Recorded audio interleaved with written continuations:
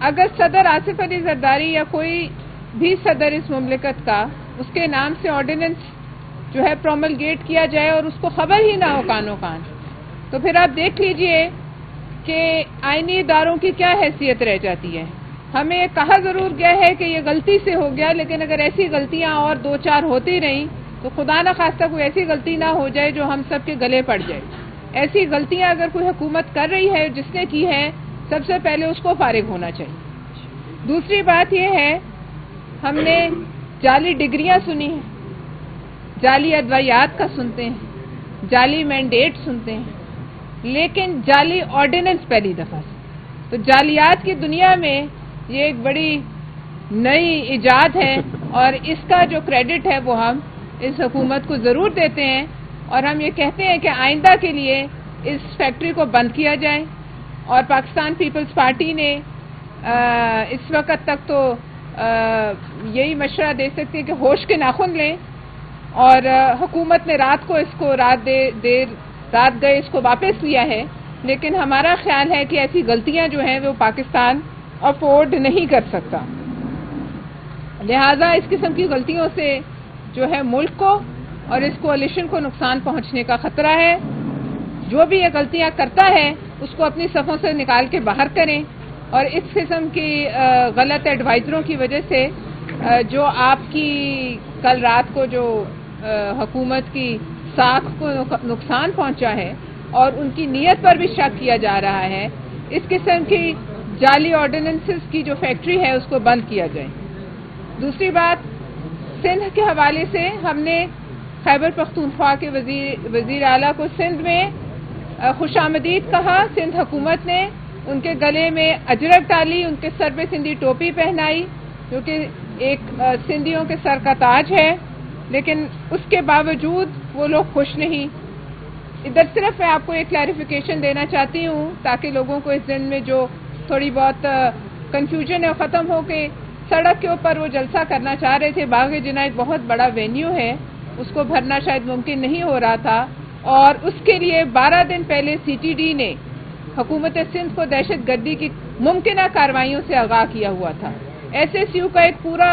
جو اسکواڈ ہے وہ ان کے ساتھ چلتا رہا، اور جس سڑک پہ کہتے ہیں 7 گھنٹے وہاں پھنسے رہے، اس سڑک پہ اکثر ایک آدھ ٹرالا بھی پھنس جائے تو وہ سڑک پہ ٹریفک جیم ہو جاتی ہے۔ لہٰذا ہم نے تو ایک روایات کو جو ہے وہ ملحوظ خاطر رکھا اور ایک اچھا جیسچر دیا، لیکن اس کے بدلے میں جیسے کہ چودھری صاحب نے کہا، وہاں کھڑے ہو کر اگر آپ ہماری لیڈران کی پگڑیوں پہ ہاتھ ڈالیں گے تو اب اتنے گئے گزرے ہم بھی نہیں ہیں۔ بہت شکریہ۔ یہ بتائیے گا کہ جو نجکاری کا معاملہ ہے، جو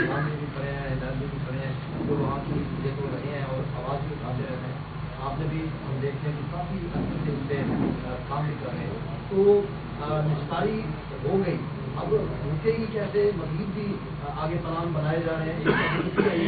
جس کو آپ نے پہلے بھیج دیا، میں آپ کے بارے میں وہ 100 ارب تک ہے، تو کیا پیپلز پارٹی اسی طرح صرف وہ کرے گی یا فیصلہ اقدام بھی اٹھائے گی؟ کہتے ہیں کہ آپ نے گردن کے اونچے رکھنا ہے تو وہ بالکل اقدام کریں گے، تو پیپلز پارٹی اقدام اٹھانے جا رہی ہے یا بھی صرف آپ نہیں؟ ایسا نہیں ہے، آپ مسلسل بولے ہیں لیکن اس پر چیئرمین بلاول بھٹو نے کوئی بات نہیں، کوئی پوزیشن نہیں دی۔ کیا پیپلز پارٹی نے صرف آپ کو کہا ہوا ہے کہ آپ نے اور خود کو کمپرومائز کر سکیں؟ دیکھیں، جو پہلی بات ہے آپ کا جو سوال ہے، یہ ایک ہم نے ایکسپوز کیا، انہوں نے تو مبارکبادیں دی ایک دوسرے کو، اور میں نے اس وقت بھی کہا کہ یہ تو ایسی ڈیل ہے کہ میں کسی کو ایک مکان بیچوں 1,35,00,000 میں اور 10 لاکھ میں لے لوں اس سے، اور باقی کہوں کہ آپ اس مکان کے اوپر ریپیئر کرا کے آپ خود ہی رکھ لیں، اور مبارکبادیں لوں اور دوں کہ میں نے بڑی اچھی ڈیل کر لی۔ یہ کیا ہے انہوں نے، اور اس پہ ہم نے ایکسپوز کر دیا پورے ملک کے اندر۔ جہاں تک یہ ہے کہ ہم سٹیپ وائز کریں گے، ابھی حوالے نہیں ہوئی ان کے، یہ مارچ تک ہونی ہے۔ انہوں نے بڈ دی تھی، ان کی بڈ ٹیکنیکل گراؤنڈ پہ آؤٹ کر دی گئی، اور اس کے بعد یہ کورٹ میں گئے ہیں، کورٹ نے ان کے خلاف فیصلہ دیا۔